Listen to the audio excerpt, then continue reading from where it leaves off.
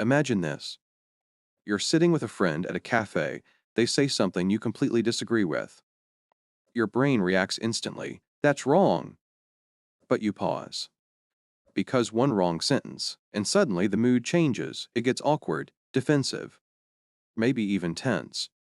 So now the question is, how do you disagree without hurting a relationship?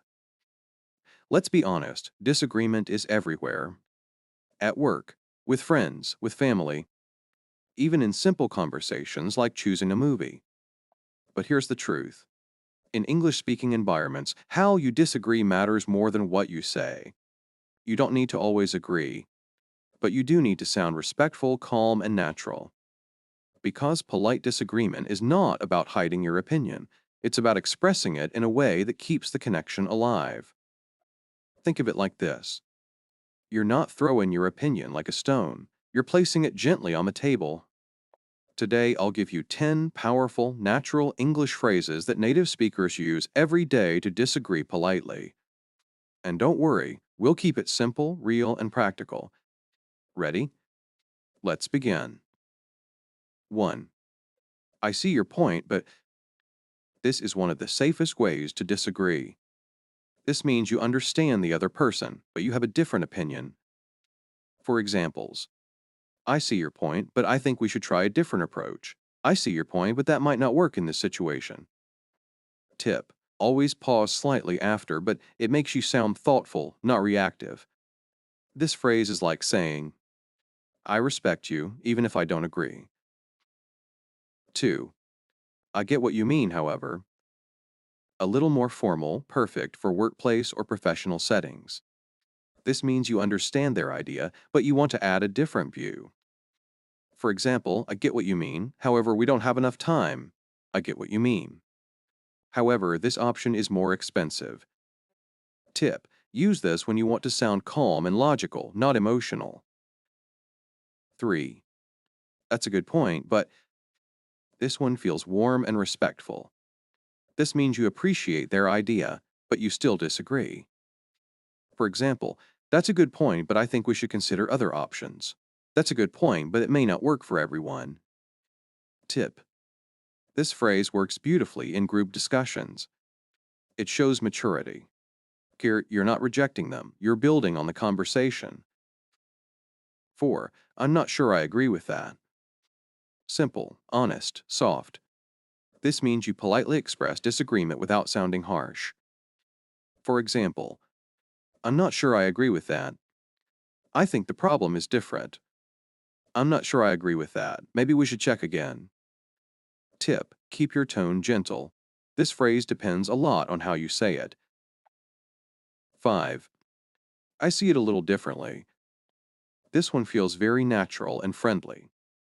This means you have a different perspective. For example, I see it a little differently. I think it's more about timing. I see it a little differently. It could be a communication issue. Tip: use this when you want to avoid direct no or you're wrong. It sounds like, let me show you another angle. 6. That might be true, but a beautiful balance of agreement and disagreement. This means you accept part of their idea, but not completely. For example, that might be true, but we still need more data. That might be true, but it depends on the situation. Tip: use this when the other person is partly right. Because let's be real, most disagreements are not black and white. 7. I understand where you're coming from. This phrase feels very human. This means you understand their feelings or reasons. For example, I understand where you're coming from, but I feel differently. I understand where you're coming from, but we need to think long term. Tip: use this in emotional conversations. This phrase protects relationships. 8. I'm afraid I have to disagree. Polite, but a little stronger. This means you clearly disagree, but respectfully. For example, I'm afraid I have to disagree. This plan is too risky. I'm afraid I have to disagree. That's not the best solution. Tip: use this when you need to be firm, especially in professional settings. 9. Maybe we should consider. This one is smart. Instead of disagreeing directly, you suggest something new. This means you guide the conversation to another idea. For example, maybe we should consider a different strategy. Maybe we should consider asking for feedback first. Tip: perfect when you want to redirect a conversation without conflict. It's like opening a new door instead of closing one. 10. I'm not convinced that. This shows doubt, not attack. This means you're not fully sure about their idea. For example, I'm not convinced that this will work. I'm not convinced that this is the best option. Tip: use this when you want to sound thoughtful and analytical. Now pause for a second. Think about your last disagreement.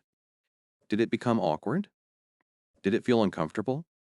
Or maybe you stayed silent even when you had something to say? That's the real problem. Not disagreement, but fear of expressing it. Let's imagine a quick situation.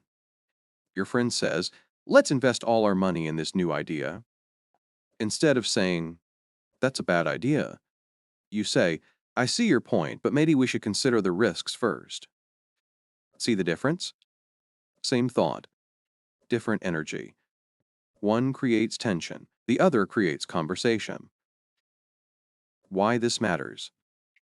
Here's something important. People don't remember your words, they remember how you made them feel.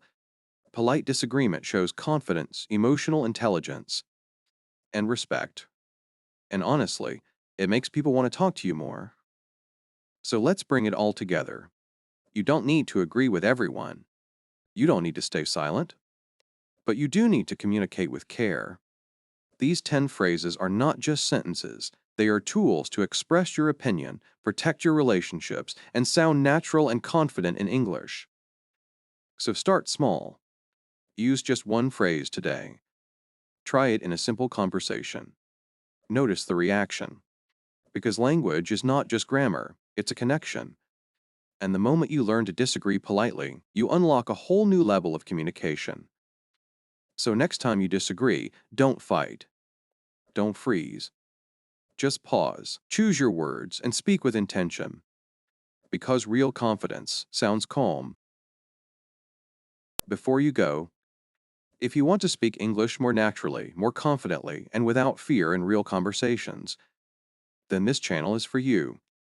Every week we break down real-life English, simple, practical, and easy to use in your daily life.